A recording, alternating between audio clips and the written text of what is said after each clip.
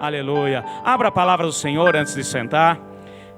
Segunda carta de Pedro, 2 Pedro, capítulo 1. Amém? Rodilson, eu queria só um pouquinho de retorno no meu microfone aqui. Só um pouquinho, não precisa muito não.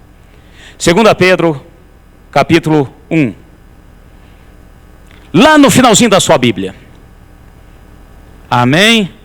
Não é muito no final. Se você exagerar no final, você vai parar lá nos mapas. Então, não vai tanto, mas 2 Pedro, capítulo 1. Acharam aí? Acompanhem comigo aí na sua Bíblia.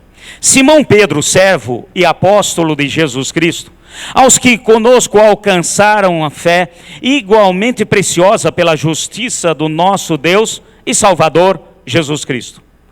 Graça e paz vos sejam multiplicadas pelo conhecimento de Deus e de Jesus Cristo nosso Senhor.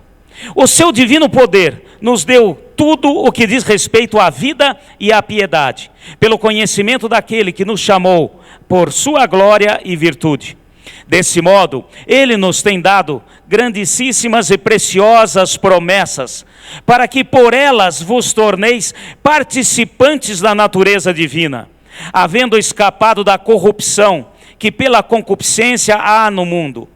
Por isso mesmo, vós, empregando toda a diligência, acrescentai à vossa virtude, à vossa fé, a virtude, e à virtude, o conhecimento, e ao conhecimento, o domínio próprio, e ao domínio próprio, a perseverança, e à perseverança, a piedade, e à piedade, a fraternidade, e à fraternidade, o amor. Pois, se em vós houver estas coisas em abundância, não vos deixarão ociosos, nem infrutíferos, no pleno conhecimento de nosso Senhor Jesus Cristo. Mas aquele que não tem essas coisas é cego, vendo somente o que está perto, havendo-se esquecido da purificação dos seus antigos pecados. Amém? Pode tomar o seu lugar. Um trecho um pouquinho longo, mas necessário, em nome de Jesus. Ontem eu ministrei aqui, falando de fé. Estive ministrando, falando a respeito de fé. E hoje eu quero dar continuidade. Para aqueles que não puderam vir ontem, devido a essa maneira que nós estamos conduzindo os cultos, não se preocupe, como o Leonardo falou aqui, amanhã provavelmente, a palavra de ontem já estará no nosso canal no YouTube, aí você vai poder assistir. Aconselho ver, para a gente juntar todas as peças. Eu aconselho que você tome posse, para que a gente possa entender todos os princípios de Deus. Eu vou só resumir aqui rapidamente aquilo que eu falei. Há um princípio de Deus quando nós falamos de fé. Amém, meus irmãos? Então nós vemos que Deus promete. Amém? Aí eu creio pela fé. Depois recebo a promessa. Amém? Deus trabalha nesse princípio. Deus age nesse princípio. Então, as preciosas promessas, as muitas promessas que Deus tem para a nossa vida, nós tomamos posse, recebemos, quando nós colocamos em prática a nossa fé. Outra coisa muito importante, a fé bíblica é a fé na palavra de Deus. O que passar disso, vem do maligno. Não existem outros tipos de fé, porém, nós vamos entender e usufruir dessa. Bom, eu comentei ontem, e eu quero estar falando aqui, que se para recebermos as bênçãos nós precisamos de fé, nós sabemos também que a palavra nos ensina que a cada um é dada uma mesma porção de fé. Eu expliquei que para nós recebermos a bênção de Deus, para recebermos e começarmos a ser participante do reino, o Senhor já dá uma porção para cada um de fé. Essa pequena porção, o início, faz com que a gente aceite Jesus como Senhor e Salvador. Na bênção, gente? Quem já aceitou Jesus aí? Foi pela... Porque a palavra nos diz e nos ensina que ninguém declara que Jesus é o Senhor se não for pela fé. Bom, Depois nós aprendemos também e vimos que há diferentes níveis de fé. O próprio Senhor Jesus falou isso. Ele disse certas vezes: nunca vi em Israel tamanha fé. Porém ele disse para outros: homens de pequena fé, de pouca fé. Então nós vemos que tem variações de níveis de fé. Porém, tudo aquilo que nós queremos receber de Deus depende exclusivamente da nossa fé na sua palavra e nas suas promessas. Deus não é homem para mentir, nem filho do homem para não cumprir com as suas promessas. É palavra. Ele diz, ele executa. Porém, ele executa quando nós cremos na sua palavra. Agora aqui em Pedro, eu quero pegar com vocês. Pedro, é interessante. Eu lendo isso aqui, eu fiquei até meio em dúvida com relação à sua antiga profissão. Nós sabemos que Pedro era pescador. Mas eu vejo aqui que ele entendia muito bem de matemática. E ele mostra nesses versículos que acabamos de ler, esse princípio de que todos recebem uma mesma porção de fé, porém temos que trabalhar a nossa fé. E ele coloca aqui uma fórmula, uma função. Vocês vão lembrar da aula de matemática. Vocês já viram função? F de x é igual a x mais dx vezes 2, dividido entre aspas, entre parênteses, perdão, isso e aquilo.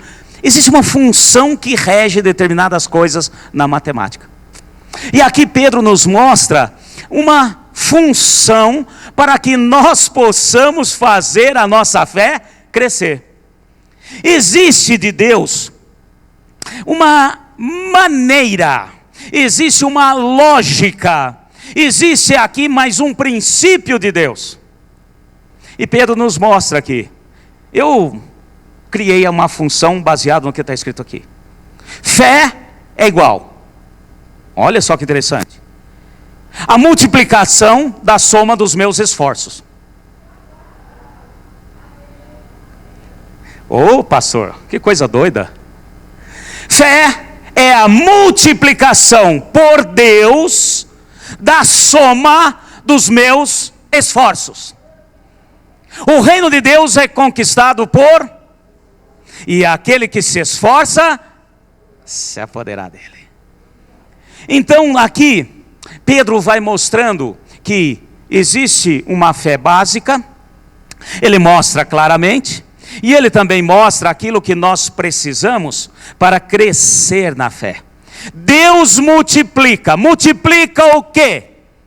Os nossos esforços, para que isso se transforme em fé. Olha só que interessante. Vamos esmiuçar aqui, rapidinho. Vai comigo aí, 1 Pedro capítulo 1.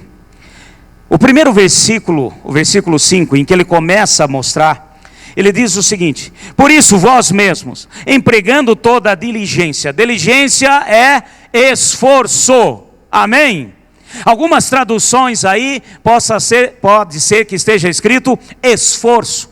E ele já começa a esclarecer: todos vós que querem crescer, ter mais fé e receber mais de Deus, precisa esforço.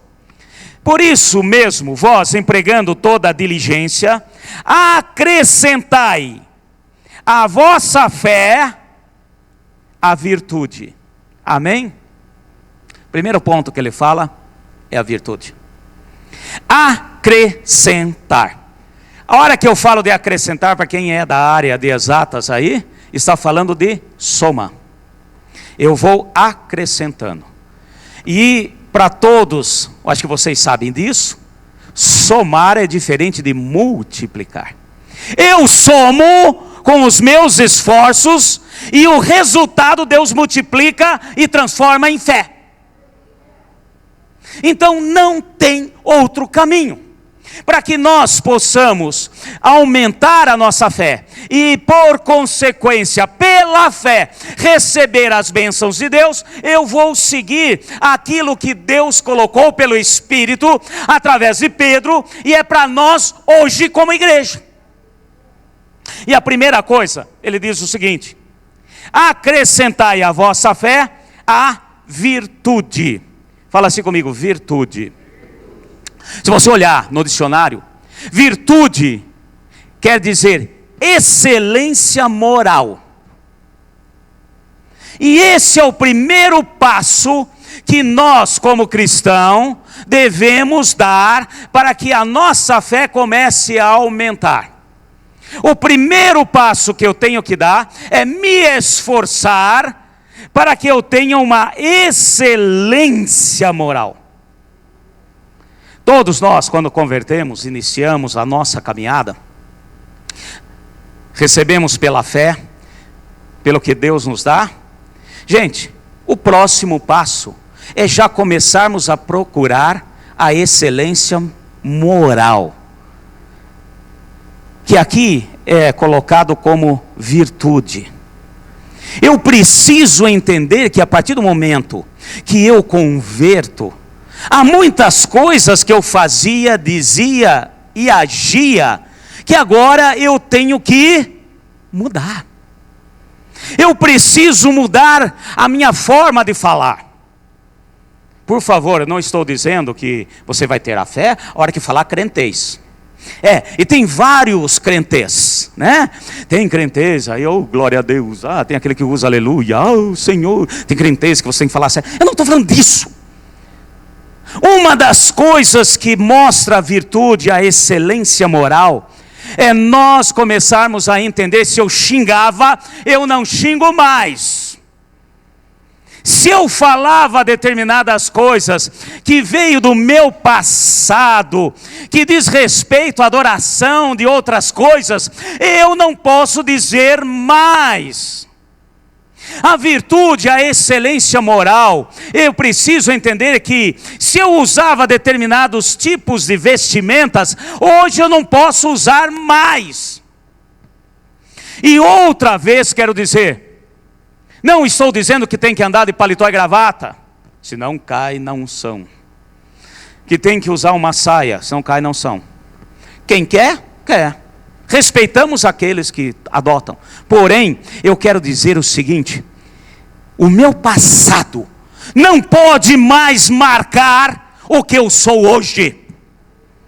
O que eu era não pode mais alterar, porque agora eu sou nova criatura, nasci de novo e carrego o DNA do meu Pai. Nós vemos claramente na palavra, às vezes algo que vem se deturpando, mudando. A palavra é viva e eficaz, porém nós devemos analisar sempre a condição histórica, temporal, para poder trazer para nós hoje no espiritual. Eu quero pegar só um exemplo aqui. Paulo disse na sua carta a Coríntios: olha, as mulheres quando forem para a igreja, aquelas irmãs que converteram, se for para a igreja, coloca o véu. Ele está falando de mudança de conduta. Pastor, mas então quer dizer que eu tenho que vir com véu? Se eu não vier com véu na cabeça, eu sendo mulher? Não. Ele estava falando em Corinto, ele estava falando para um povo, uma cidade portuária, uma cidade onde havia adoração à prostituição, havia adoração à deusa da prostituição, um local onde tinha porto tem marujo, onde tem marujo, tem muitas coisas. E as mulheres daquele tempo, da vida, elas raspavam a cabeça, para que todos já identificassem a sua função. Só que cabelo não cresce. Cabelo não cresce da noite para o dia. Aplique aquele tempo não existia, mas até existia para alguns reis. mas era algo fora da realidade dos normais. Aí Paulo falou, não, vamos fazer o seguinte, enquanto seu cabelo não cresce, você precisa entender a respeito da mudança de moral, você precisa entender da sua virtude agora, então eu quero que vocês coloquem o véu na cabeça, até o cabelo crescer. Amém, meus irmãos? E assim tem muitas outras explicações. Nós não podemos pegar e querer adotar, porém o princípio é válido até hoje. Excelência moral, virtude. Para que possamos aumentar a nossa fé, nós precisamos entender esse princípio de Deus nas nossas vidas. E a hora que eu falo de excelência, eu não estou falando somente de mudança externa. Se eu sou do Senhor, tudo que eu faço tem que ser com excelência.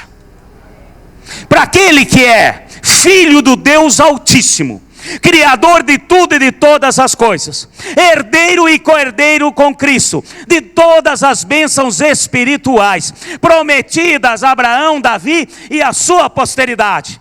Nós precisamos entender a nossa postura.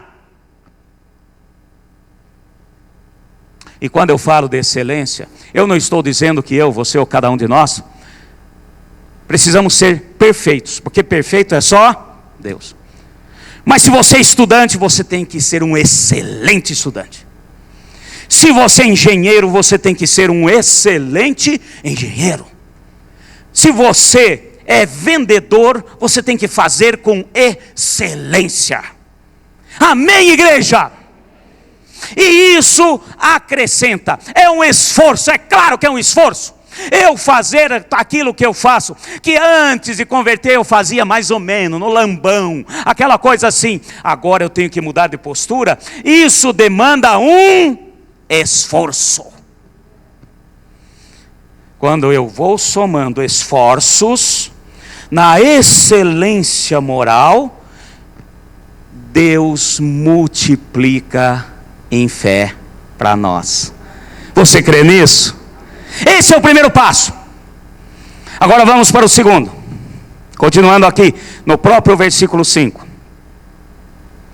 Por isso mesmo vós, empregando toda a diligência, esforços, acrescentai à vossa fé, que você já recebeu, aquela porção básica, a virtude. E a virtude, o conhecimento. Amém? Segundo passo para aumentar a nossa fé. Aqui está muito bem claro o que eu devo fazer. Deus faz o impossível e o que cabe a nós, Ele não faz nada. E Ele diz claramente que nós devemos nos esforçar para aumentar a nossa fé. Eu comentei ontem, falei que Deus não faz acepção de pessoa, mas Ele faz acepção de fé. Obviamente. Ele deixou muito bem claro isso. E outro ponto agora que nós precisamos fazer, outro ponto que nós precisamos com esforços, a ir somando, é conhecimento. Fala assim comigo, conhecimento. A hora que nós falamos de conhecimento é algo muito amplo. Obviamente a pessoa que se converte, ela precisa mudar de postura, mudar seu vestiário, mudar o seu modo de falar, mudar as suas amizades, as antigas amizades, e assim vai, que é a virtude, que é aquilo que nós vemos, a excelência moral. Aí o próximo passo é conhecimento. Nós vemos que temos o Espírito Santo que nos capacita. O Senhor falou, não deixarei órfãos. Vocês não ficarão sozinhos. Vocês terão junto com vocês o auxiliador, o Espírito Santo. E Ele falou isso para que nós adquiríssemos conhecimento. Todo que se diz crente precisa ter sede por conhecer a Deus, por conhecer a palavra de Deus. Todo aquele que se converte e quer realmente receber de Deus pela fé todas as promessas, precisa com esforço. E não adianta dizer para mim que não é esforço. Eu preciso ler a palavra, eu preciso buscar a palavra, eu preciso escutar a palavra. Amém, meus irmãos? Para ter conhecimento. É interessante. É algo divino. A gente vê que as pessoas logo que convertem, ela tem aquela sede. Puxa, eu nunca vi algo assim. E a palavra pelo Espírito vai, eu digo assim, as letras vão pulando.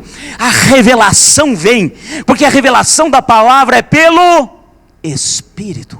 A palavra em si não é nada, se não for revelada pelo Espírito. Mas mesmo sendo revelada pelo Espírito, demanda um esforço meu. Quem está conosco, nos acompanha, sabe disso, que nós damos muito valor a você estudar a palavra. Cremos sim no Espírito Santo, cremos em revelação, cremos no dom do Espírito, porém nós sabemos que Deus aguarda e espera que a gente se esforce em conhecê-lo. E é um esforço nosso, e isso aumenta a nossa fé. Nós precisamos entender que o conhecimento é muito importante. Porque se eu não me esforçar em conhecer, eu estou como os atenienses em Atos 17, adorando um Deus desconhecido. Quando Paulo chegou em Atenas, no Areópago, ele teve ali de Deus. Havia deuses de todo tipo e modelo que você pudesse ver e entender. De repente um local vazio. Paulo falou, e esse aqui? E o povo falou, esse é o Deus, é para o Deus desconhecido. Ele falou, esse que vocês não conhecem, vou apresentá-lo agora. E se nós não corrermos atrás, se nós não procurarmos aprender, se nós não procurarmos o conhecimento e fizermos a nossa parte com esforço, eu vou ser como os atenienses do capítulo 17. Estaremos adorando ao Deus desconhecido. E eu preciso conhecer, fala assim, conhecer o meu Deus. E agora vem algo importante dentro desse ponto. Conhecer Deus é ler a palavra, é orar a palavra.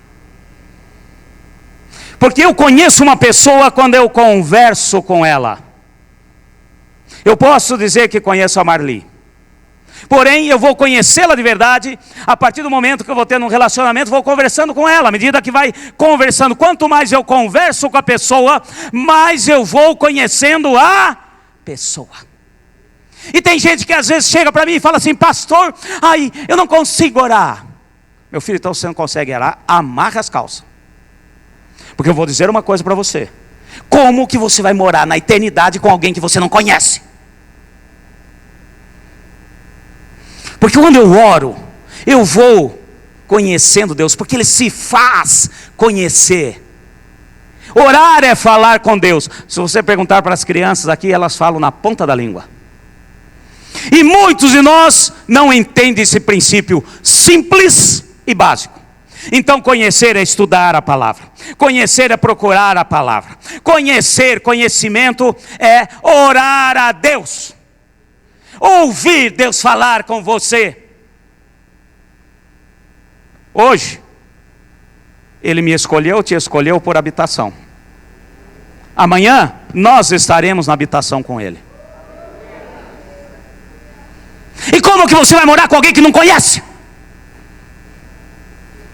Você põe para dentro da sua casa alguém que você não conhece? De repente está passando um transeunte. Esse é novo. Está passando um transeunte e você fala assim, ei, você aí, vem morar comigo. Você faz assim, gente? Você põe para morar dentro da sua casa alguém que você não conhece? Então se esforça no conhecimento. Se esforça em estudar a palavra. Se esforça em ler a palavra. Se esforça em orar a Deus. E não adianta disfarçar. Tem gente que acha que engana Deus. Acha que orar ao Senhor é repetir algumas palavrinhas e depois pôr um louvor. Louvor é louvor, oração é oração. Tem gente que não consegue, igual carro encalhado. Já viu carro encalhado? Acelera, acelera, acelera e não sai do lugar. Tem gente que tem plena certeza que está orando. Não adianta me enganar, se não engana eu, enquanto mais a Deus. Ô meu irmão, ora aí, puxa a oração. Ah, sim. Oh Senhor Deus, oh Deus, Senhor meu, oh Senhor Deus, Deus, Senhor meu, oh Deus, Senhor, oh, patinando, meu filho, não tem intimidade com Deus, não consegue conversar com Deus. Fala assim: somar conhecimento com esforço, Deus multiplica a minha fé. A minha fé é multiplicada quando eu me esforço também no conhecimento. Por isso que aqui Deus vai colocando. Então vamos lá, a virtude, eu pego aquela pequena porção de fé, eu acrescento a virtude com esforço, que é a excelência moral. Aí depois eu começo a me esforçar em conhecimento. Continuando, versículo 6, e ao conhecimento, o domínio próprio. Domínio próprio. É interessante que, às vezes a gente pega e, se você olhar na etimologia da palavra, domínio próprio, é autodomínio. Interessante isso. E eu quero dizer o seguinte: tudo que você vê na palavra que diz respeito a alto não estou falando a minha estatura, ao meu eu, pode abrir os olhos. Quando o Senhor fala de esforços para domínio próprio, o Senhor está falando: olha, eu sou Senhor, você não é mais dono de você, eu te comprei por um precioso e altíssimo preço, o sangue do meu Filho Jesus Cristo. Domínio vem do latim dominus. Dominus quer dizer Senhor, aquele que domina. E a hora que fala de domínio próprio, o Senhor está falando o seguinte: deixa comigo que eu sou o Senhor.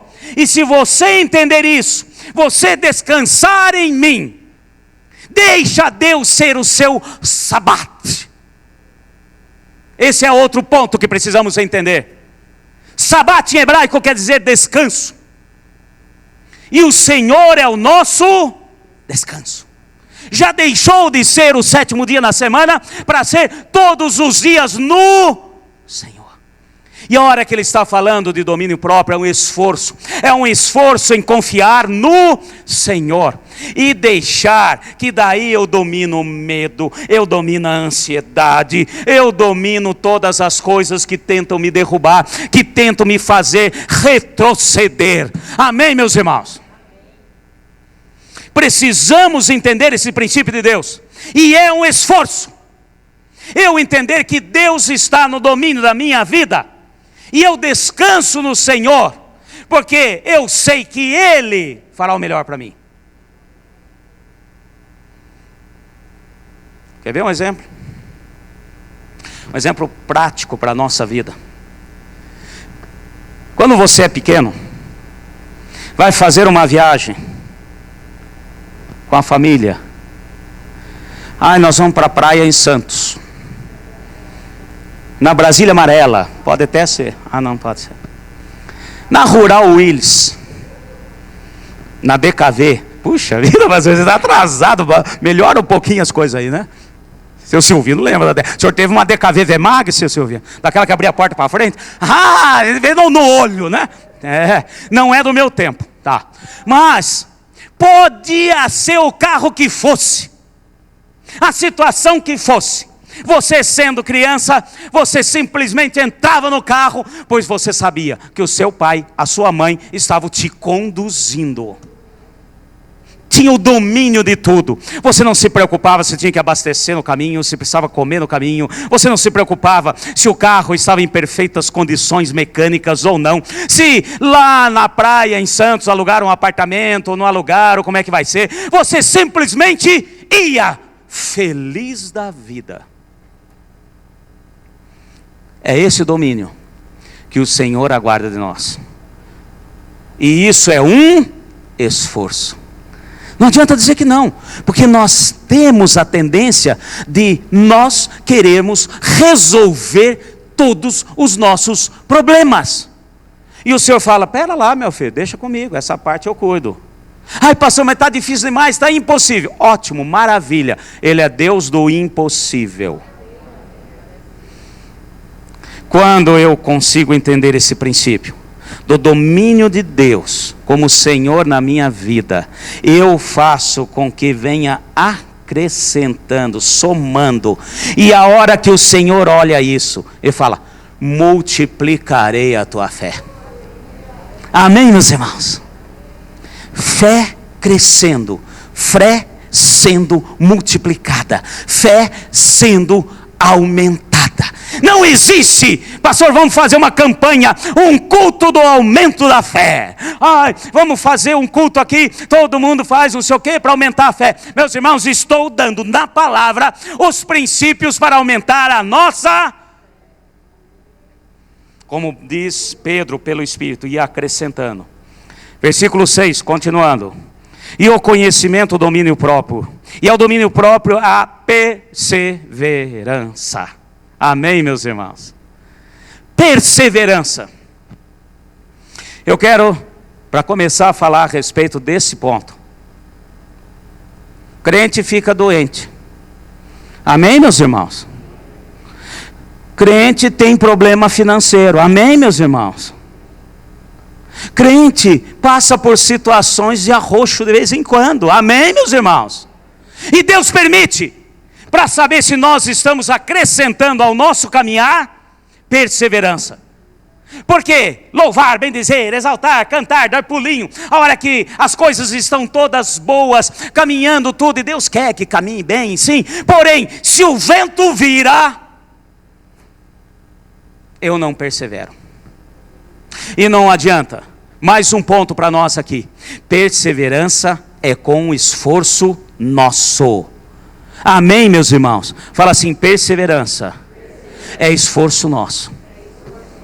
E é mais um ponto em que eu vou somando. Então, depois que a gente vai caminhando, a gente vai crescendo, a gente vai amadurecendo na nossa caminhada, nós vamos entendendo esses princípios de Deus. E nós precisamos de perseverança.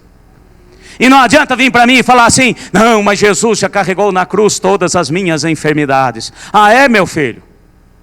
Jesus também cravou na cruz a morte. E por que você morre? Fisicamente.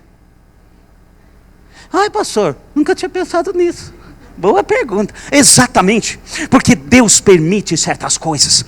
Deus permite porque Ele é Deus. E Ele quer ver que se nós realmente perseveramos, que mesmo em de todas as situações, como foi cantado aqui, como é que é? Mesmo que não haja fruto na vide, mesmo que o produto da oliveira minta, mesmo que não haja vaca no curral, mesmo que não tenha nada, eu continuarei perseverando. Amém? E aqueles que perseverarem até o fim serão. E quando nós vamos somando perseverança, meu filho, eu estou falando de coisas aqui que é para todos nós, seres humanos. Não estou falando de super-homens, não estou falando de nada disso. Estou falando de homens como nós, que na palavra, ali em Hebreus 11, mostra aquela galeria de heróis da fé. Eles passaram por tudo isso.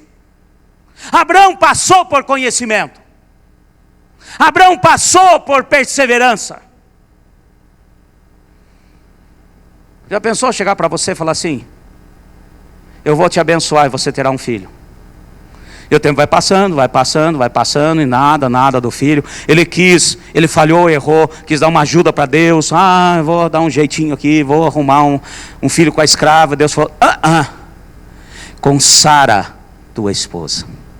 E ele perseverou. Amém, meus irmãos?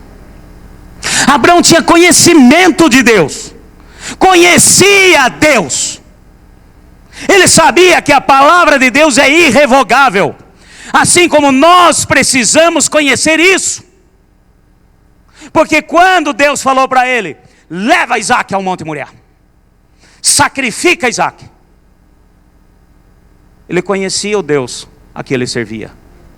Ele falou: bom, Deus falou que através de Isaac viria toda a minha descendência, como areias da praia, como a estrela do céu. Bom, então vou fazer. Perseverou, teve conhecimento. Amém, meus irmãos? Conhecia Deus.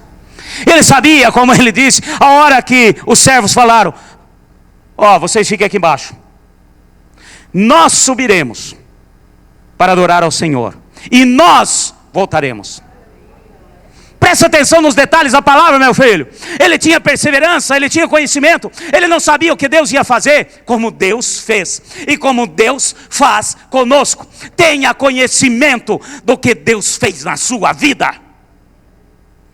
O que aconteceu com Isaac foi o que Jesus fez por nós. Aquele carneirinho que apareceu preso no chifre, tipifica Jesus. Ele foi sacrificado no lugar de Isaac.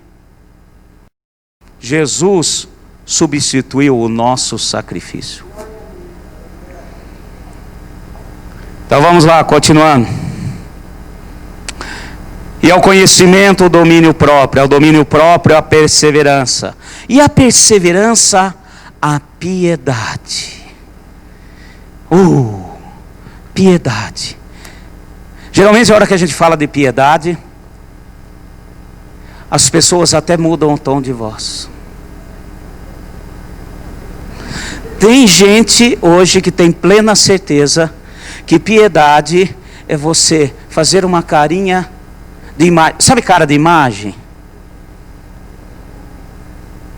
Nem queira saber. Tem gente que acha que piedade é você andar com uma roupinha justa, igual galinha piada. Quem é de Goiás sabe o que é galinha piada, né? É quando você amarra as perninhas da galinha para ela não fugir. Tem gente que acha que piedade é isso. Pois eu quero dizer para você o que é piedade, meu irmão. E esse é o outro ponto que precisamos. Você quer ter fé aí ou não? Você quer receber as promessas de Deus?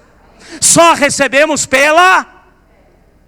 Por isso nós precisamos aumentar nossa fé. Tem gente que quer aumentar as bênçãos. Você só terá mais bênçãos à medida que a sua fé for aumentando. E a fé tem que ser esforço e ir somando. E cada vez que a gente soma, Deus multiplica. Você soma, Ele pega o resultado da sua soma e multiplica.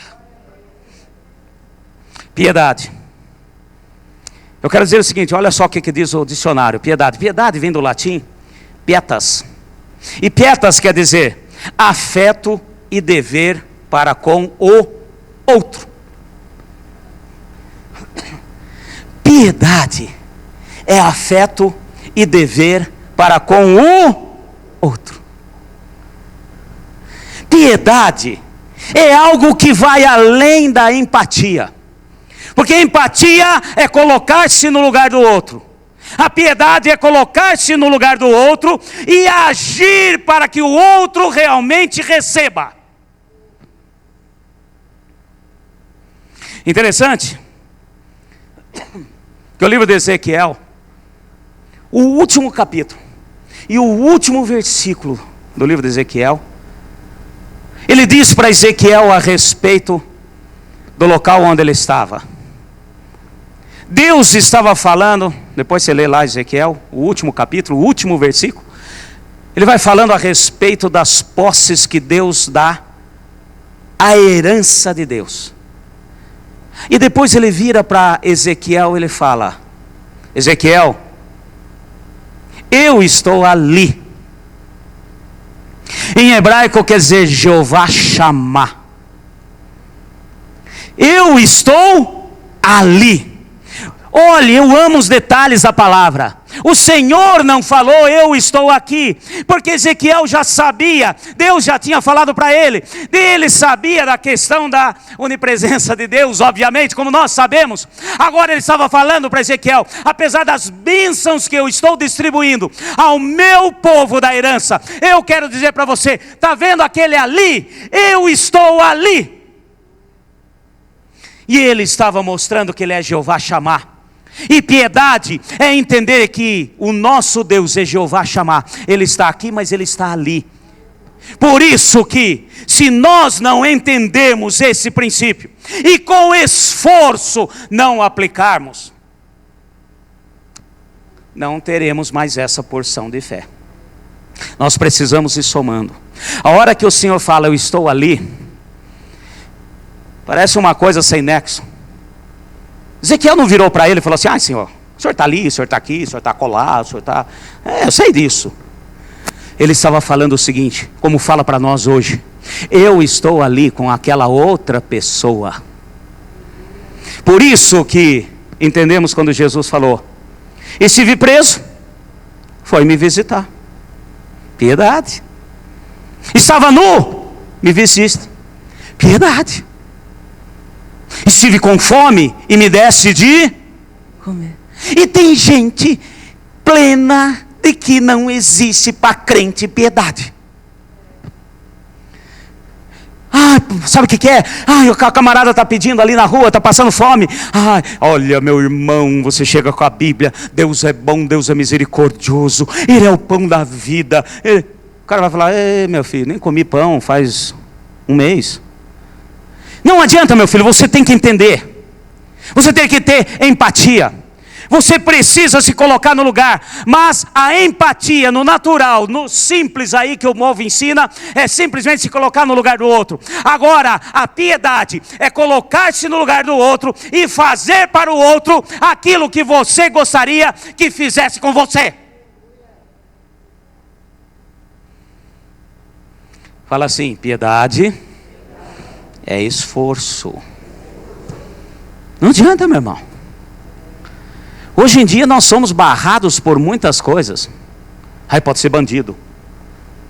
Pode vir com um pedaço de pau em cima de mim. A gente ouve tantas notícias trágicas que nós vamos nos fechando e deixamos de praticar a piedade. Vou falar novamente: piedade, afeto, dever para com o outro. É uma compaixão. Amém, meus irmãos? Fala assim: eu me esforço em somar piedade, e Deus multiplica e transforma em fé.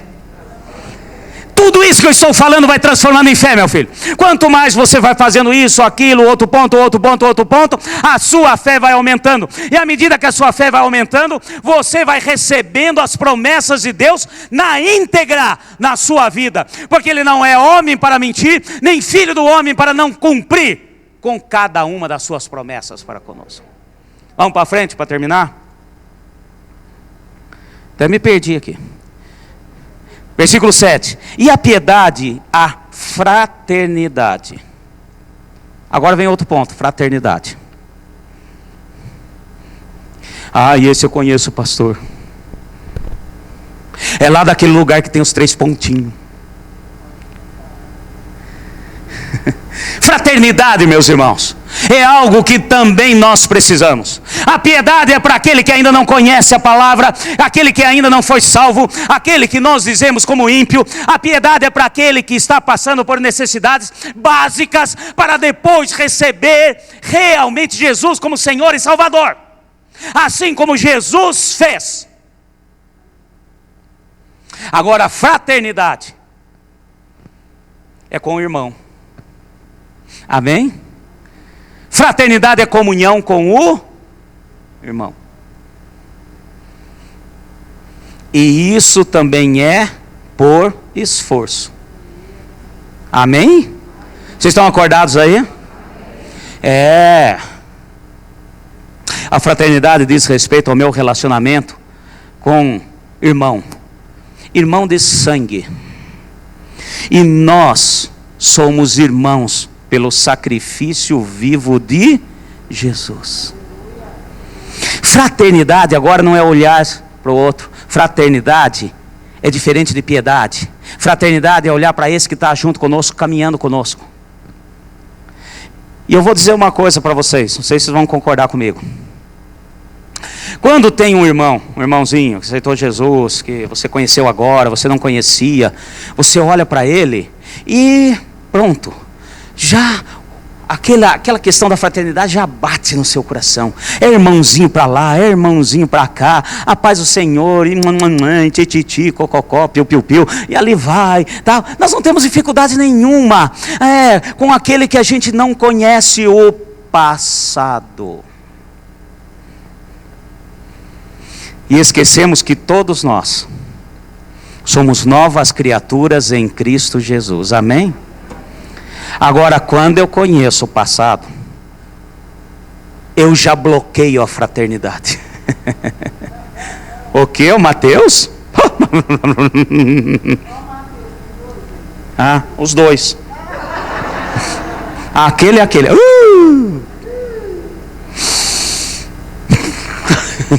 Olha, ele vai sentar ali, eu vou sentar para lá.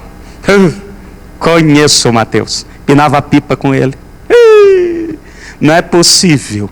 E nós esquecemos que Deus nos ama de tal maneira que nos perdoa e joga os nossos pecados no lago do esquecimento. Amém, meus irmãos? O outro Mateus, vamos falar também do outro, senão ele vai ficar chateado. E aquele ali colava na prova, estudou comigo. Ele tinha todas as táticas daqui, de puxar de lado, de colocar embaixo, sola, sapato, tudo. Hoje ele é o que é? Conheço.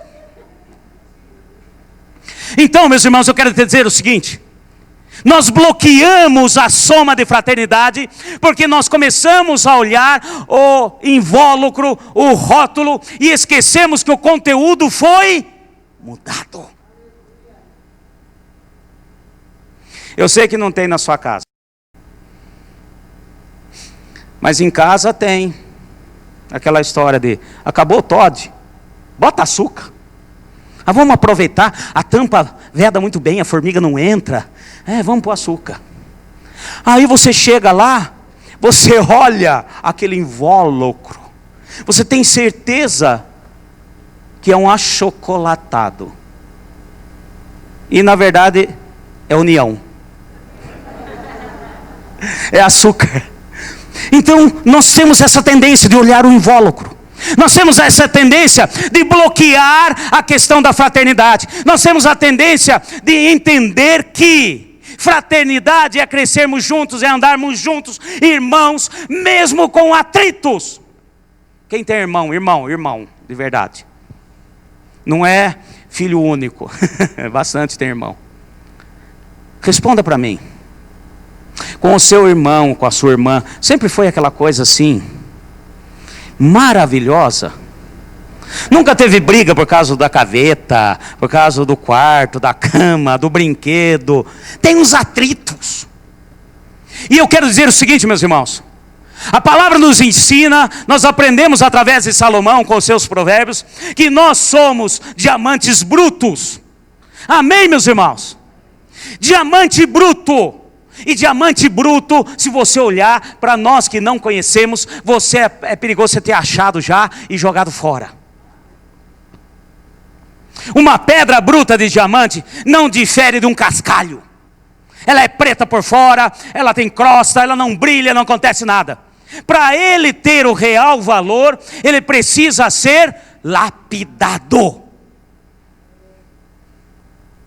E para lapidar alguma coisa, você sempre usa outra coisa de dureza maior. Agora eu vou contar um segredo para vocês. Olha a genialidade de Deus, mestre dos mestres, Senhor dos senhores. Por que ele disse que nós somos diamantes brutos? Porque não existe na natureza com dureza maior do que o diamante. E como que você faz para lapidar o diamante? O maior diamante que existe hoje está na coroa da rainha da Inglaterra. Ela está velhinha, mas ainda aguenta o peso dele. E o diamante, ele é lapidado com outro diamante. Você só faz a lapidação se tiver pelo menos 2. Por isso que o Senhor falou: onde 2 ou mais estiver reunido em meu nome, eu estou no meio. Isso é fraternidade. O Senhor está falando: olha aí para o seu irmão e entenda que mesmo que você goste, não goste, entenda o seu passado, conheça o seu passado, ou não conheça, Ele está aí para te lapidar, e você vai lapidar Ele, eu lapido você, você me lapida, e nós vamos nos lapidando até nos transformar em diamantes puros. E o diamante tem o seu valor, não porque ele tem luz, ele gera luz, não, porque ele reflete luz. Amém, meus irmãos? Fala assim: fraternidade, comunhão, é esforço. Não adianta você querer mudar de lugar quando chega na igreja. O quê? Do lado da Emanuele? Vou mudar. Quero ficar bem longe. Ela sentou aqui, vou sentar lá.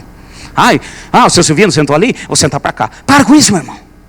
Entenda que aquele seu irmão é irmão em Cristo, nós somos todos iguais e precisamos uns dos outros para chegarmos à estatura de varão perfeito. Amém, meus irmãos? Então vamos continuar aqui. Versículo 7. A piedade, a fraternidade. Quando eu somo por esforço a fraternidade, a comunhão, Deus multiplica e transforma em fé. E a fraternidade, o amor. Pronto. A hora que nós vamos deixando Deus agir com toda a nossa falha, com todo o nosso erro, com todas as nossas dificuldades, nós experimentamos o verdadeiro amor de Deus. Amém? Porque nós fazemos e recebemos, nós fazemos com o outro e Deus me dá fé, e pela fé eu tomo posse das bênçãos do Senhor, e assim nós vamos crescendo e usufruindo e entendendo o verdadeiro amor de Deus para conosco. Agora, só para finalizar, versículo 8.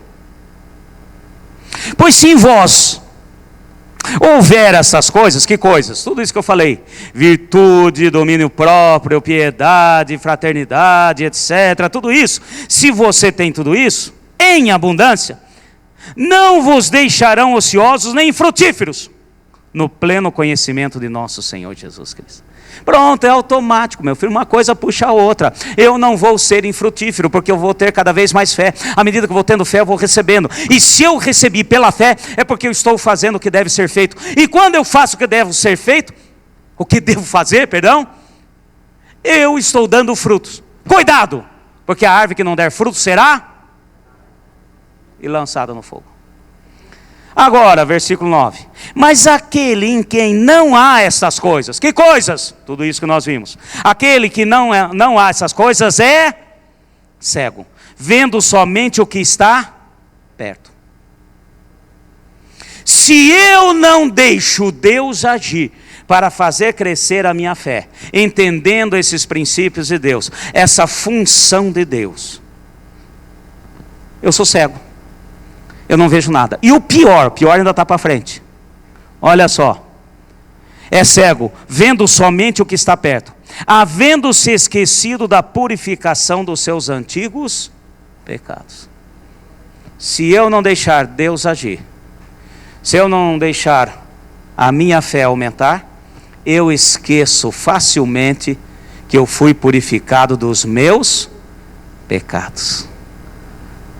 E é por isso que acontece casos que quando a gente lê na palavra, assusta. Assim como o cão voltou ao seu próprio vômito, pois esqueceu que foi purificado dos seus próprios pecados. Você quer receber a bênção de Deus aí, meu filho? Só tem um jeito de receber a bênção de Deus: é crer que Ele tem promessa. Você crê que Ele tem promessa? Só tem um jeito de eu crer que tem promessa e que eu vou tomar posse.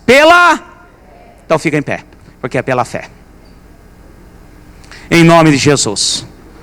Fala assim: o meu Deus é Deus. Não esqueça da equação: Fé é igual a soma dos meus esforços multiplicado pela bênção de Deus. Amém? Na bênção. Incline a sua cabeça. Senhor Deus e Pai, estamos aqui, Senhor, pois cremos na sua mão, no seu agir e no seu sobrenatural. E a nossa total dependência de Ti, Senhor, enquanto caminhamos aqui rumo à eternidade. Não nos deixe cair e enfraquecer na nossa fé. Alimenta-nos, Senhor.